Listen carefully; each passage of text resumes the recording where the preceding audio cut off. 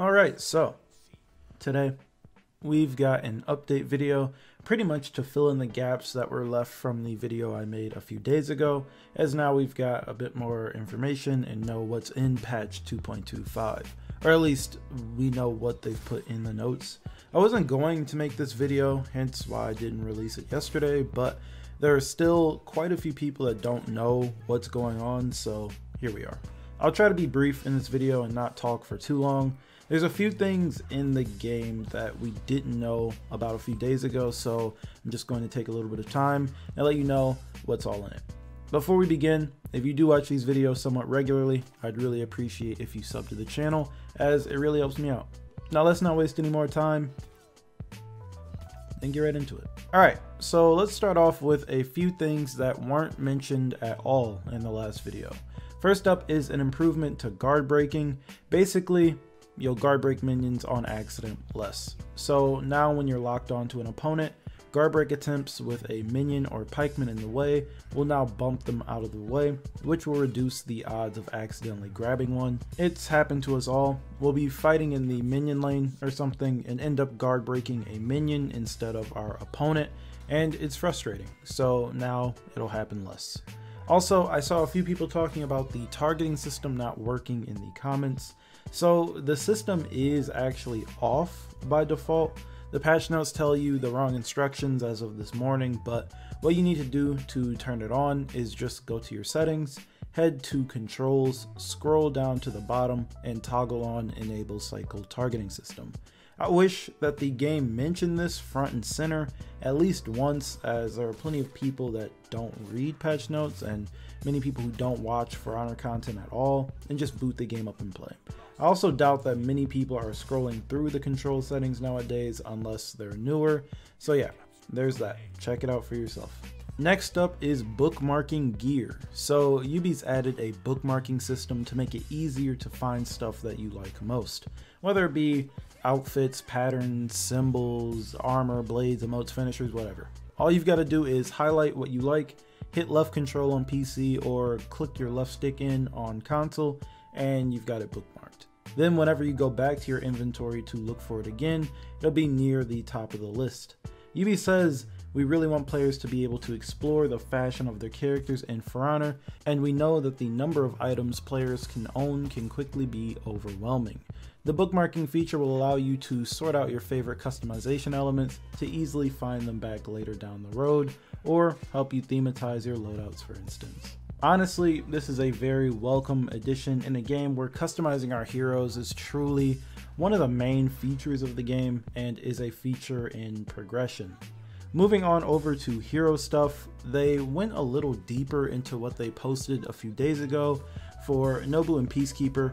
I won't be going over all of their changes again. I'll leave a link to the patch notes down below if you wish to read them all for yourself and you're out of the loop, but there are a few things I want to point out.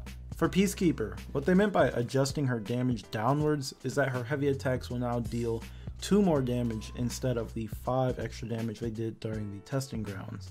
This is on top of the changes they made to her heavy finishers being unblockable if her opponent is bleeding. Ubi's comment for this was, "The change to damage ensures that Peacekeeper is still slightly above the curve in damage without being overboard like it was in the testing grounds. The change to heavy finishers is also to give her extra synergy with her bleeds, which lets her loop back into bleed if one of its options successfully lands." As for Nobushi, when they mentioned that they were going to be making a few changes to the kick, they didn't explain exactly what that meant, but now that we have the patch notes, we see that they decided to hide the indicator for the first 166 milliseconds of the kick, which makes the indicator visible for only 400 milliseconds. At 400 milliseconds, most players cannot react to the indicator. Now, there was another change that came as sort of a surprise. This was a nerf to the Corruption Blade. The cooldown has been increased to 90 seconds from 75, and its active duration is now 8 seconds instead of 15. Corruption Blade is the only feat in this patch that was listed as having been changed, so there's that. Hopefully in the future we see a few more feats be worked on. Something they mentioned about a month ago, but wasn't mentioned again recently, was that Gryphon got a few new things to wear, some new armors. He's gotten a few new arms, torsos, and helmets, including closed helms, so we finally have some more fashion to play around with, and we won't have the same 4 or 5 styles of Gryphon running around. This is not a replacement for the year 1 hero gears like I've seen a few people shouting around. They mentioned that more armor for Gryphon was coming in this update a while ago. They never mentioned that this was a replacement for anything. My guess is they just weren't finished with these armors at the time of Gryphon's release and included them now. I'm sure that when the next season begins, one hero from the year 1 DLC will finally get their new set of armor, and if I had to take a guess, I'm guessing Highlander, but nothing is set in stone. No one said anything, it's a guess. There were also a few changes to maps to make them a bit more enjoyable to play on, mainly opening things up or making them wider, with one instance of something getting, slimmer. On Forge, the bridge on Zone A has been doubled in width. The area in front of the foundry at C has been opened up for more fighting room. The area behind the foundry at C is no longer accessible as part of the capture zone. The side entrances to Zone C on Sentinel have been made wider, as well as the side entrances to Zone A on Riverfort. Then on Harbor, the edge looking over the sea, in the back of Point A, has been slightly reduced in width. And then lastly, we've got the new event mode, Battle of the Eclipse. Gryphon leads the Chimera Alliance against Astria and the Order of Horkos in the Battle of the Eclipse. Both teams battle to control the Forge and use its fully powered Draconite Scythe to defeat the Draconite empowered enemy leader. It can be a fun mode, and I will admit that the map is really pretty, but I think it'd be much better if they removed the ballistas from either side of the map. There's already one source of big damage. The ballistas just make things a lot less enjoyable, if you ask me.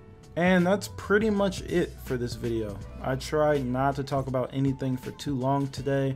Of course, as usual with any event, there's new cosmetics and, new stuff to buy in the shop. But other than that, not too much. There's also, a litany of bug fixes as well. So the video's over. Just wanted to fill you guys in. We have now received the mid-season patch, so now we wait. We knew this was coming. Now we don't really know what's next. This event will be going on for 3 whole weeks and will end during the same week as For Honor's 4-year anniversary.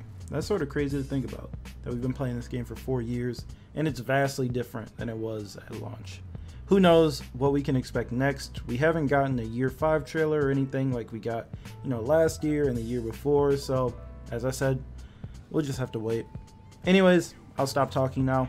As always, if you liked the video, feel free to leave a like and sub if you're new, and I will talk to you guys in the next video.